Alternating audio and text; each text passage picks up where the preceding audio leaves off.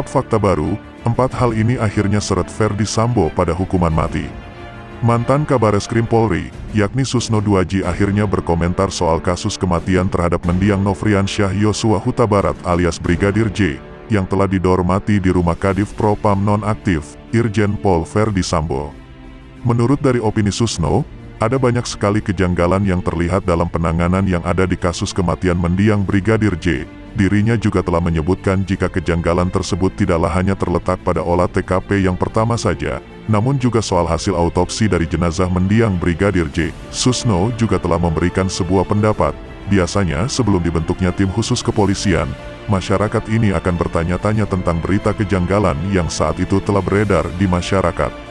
Kejanggalan-kejanggalan tersebut pun yang akhirnya terus dijawab dengan bukti yang tidaklah terbantahkan, yaitu didapatkan bukti kuat dari forensik.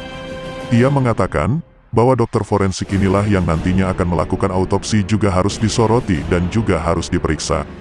Dokter yang memeriksa dan yang memberikan autopsi itu harus diperiksa bila perlu dinonaktifkan, karena dia janggal dan visumnya harus dibuka ke publik. Tentang apa visum yang dibuat dokter itu, kata Susno Duaji dalam wawancara di program Sapa Indonesia Malam di Kompas TV, Jumat 22/7.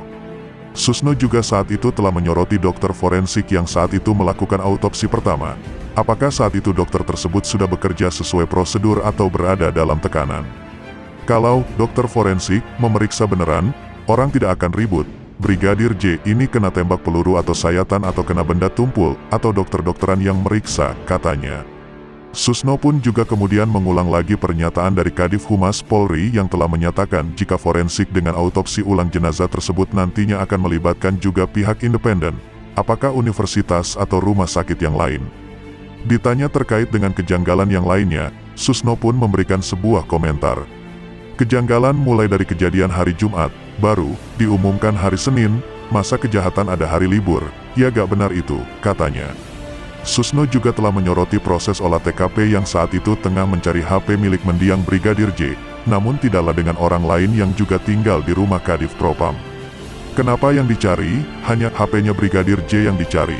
Kenapa HP Pak Sambo dan Ibu Sambo gak diperiksa? Kenapa HP Barada E tidak diperiksa, ujarnya. Kemudian hilang, Kadif Humas bilang, CCTV sudah ditemukan, bukan sudah disita. Tapi sudah ditemukan berarti betul-betul hilangkan itu dekorder CCTV benar-benar hilang.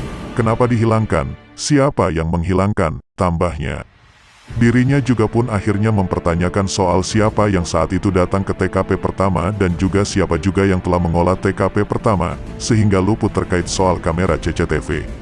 Polri pun juga telah menggelar prarekonstruksi yang ada di dalam kasus penembakan Brigadir J di kediaman Irjen Ferdy Sambo di Komplek Polri Duren 3, Pancoran, Jakarta, Sabtu, tanggal 23 Juli tahun 2022. Kadif Humas Polri, yakni Irjen Dedi Prasetyo juga telah membenarkan jika adanya prarekonstruksi tersebut. Ya, benar, prarekonstruksi dilaksanakan oleh penyidik Polda Metro Jaya, kata Dedi saat dikonfirmasi Tribun Jakarta. Pertama, prarekonstruksi tersebut soal laporan pencabulan. Kedua, tentang pengancaman dan percobaan pembunuhan.